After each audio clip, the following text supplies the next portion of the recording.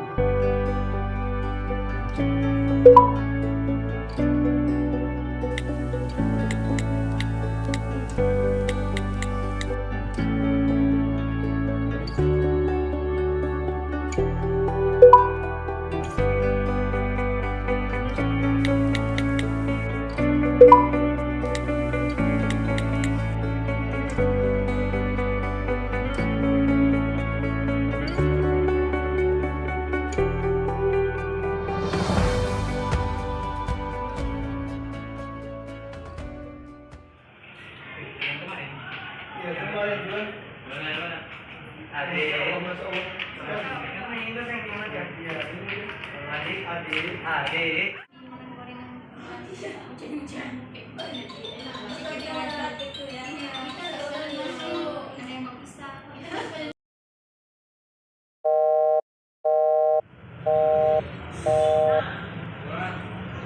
Halo?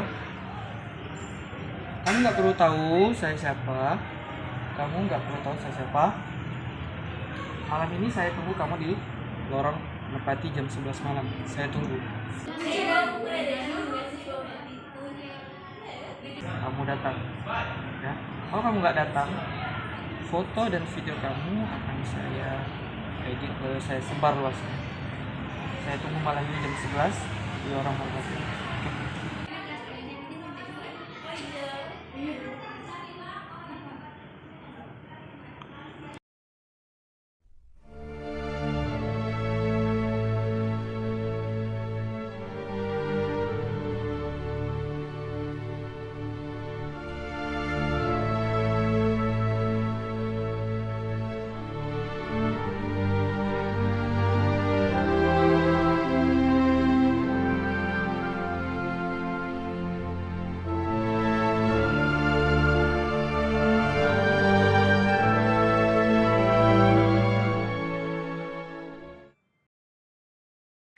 Foto dan video kamu saya sebar luas. Saya tunggu malam ini.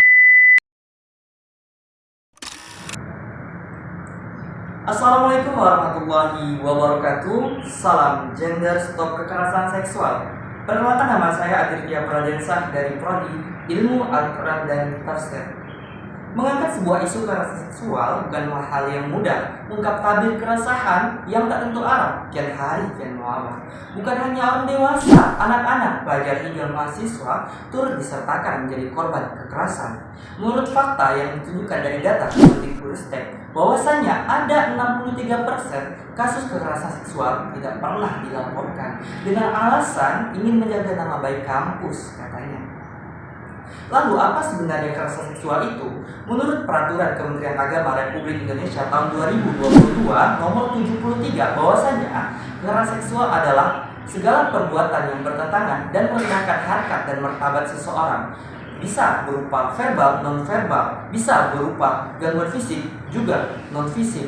Artinya bukan hanya gangguan fisik, juga bisa berkaitan dengan pelanggaran kode etik.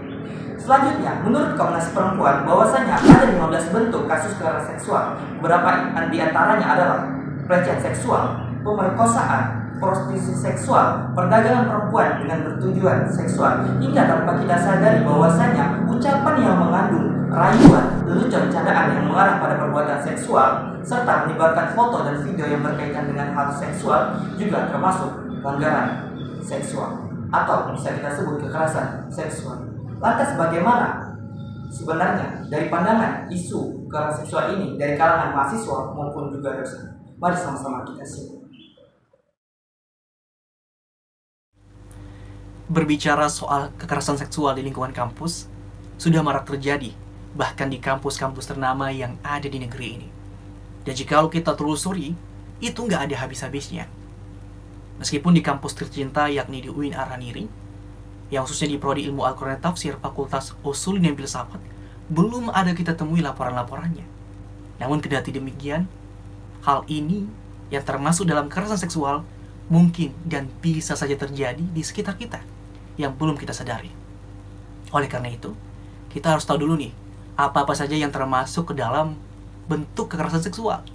Jadi kekerasan seksual ini bukan hanya dalam bentuk sentuhan saja, namun bisa juga berupa ucapan yang termasuk di dalamnya kalimat-kalimat yang berbau dengan godaan, atau bahkan catcalling yang termasuk bunyi siulan-siulan yang bertujuan untuk menggoda lawan jenisnya, yang mengakibatkan seorang menjadi rasa tidak nyaman, was-was, atau bahkan menjadi trauma yang begitu mendalam. Sejauh ini belum ada isu bahwa dia pernah mengalami kekerasan seksual dalam bentuk pelaporan. Tapi saya yakin bahwa kekerasan seksual itu pasti pernah terjadi.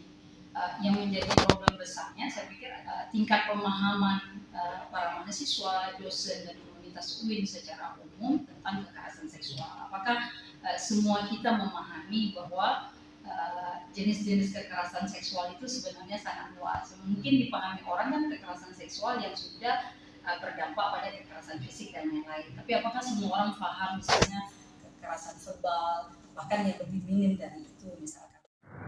Setelah menyimak video tersebut dan dari data survei yang telah saya lakukan bahwasanya ada beberapa poin penting yang menjadi faktor pemicu peningkatan kekerasan seksual khususnya di dunia perkuliahan. Yang pertama ialah disebabkan bahwasanya perbedaan perspektif dalam menanggapi definisi apa itu kekerasan seksual. Selanjutnya ialah kita belum ada tempat sebagai pusat sentral untuk pengaduan dan pelaporan. Yang ketiga adalah kita di sini belum ada aturan format yang bagus serta mekanisme yang rinci untuk mengatur bagaimana sistematika dalam pelaporan dan pengaduan, khususnya di dunia perkuliahan. Oleh karena itu, saya Aditya Pradiansyah sebagai finalis Duta Gender Araniri tahun 2022 di sini mencoba memberikan solusi. Beberapa di antaranya yang harus kita lakukan dalam rangka meminimalisir kasus kekerasan seksual, khususnya di dunia perkuliahan, ialah yang pertama adalah perlu adanya sosialisasi secara berkala di tingkat universitas, fakultas, bahkan tingkat yang terendah yaitu prodi tentang terkait isu kekerasan seksual ini. Yang kedua yang harus kita lakukan ialah membuat suatu pusat sentral sebagai tempat pengaduan, tempat pelaporan dari kasus kekerasan seksual yang diisi oleh tenaga ahli dan berkompeten di bidangnya. Selanjutnya, yang ketiga yang kita harus buat ialah peraturan yang format mengatur tentang isu kekerasan seksual ini dan mekanisme bagaimana tata cara dalam pengaduan serta pelaporan khususnya di tingkat universitas, fakultas maupun juga prodi. Saya Aditya Pradiansyah mengajak kita semua dari kalangan masyarakat, dosen, mahasiswa, pelajar, kita dari kalangan manapun, mari sama-sama kita bergerak untuk menolak tindakan kekerasan seksual. Segera laporkan dan kita berantas adanya kekerasan seksual dimanapun kita berada. Tetap kita bantu dan selamatkan orang-orang yang berada di sekitar kita yang terancam akan kekerasan seksual. Saya Aditya Pradiansyah, salam gender, stop kekerasan seksual. Assalamualaikum warahmatullahi wabarakatuh.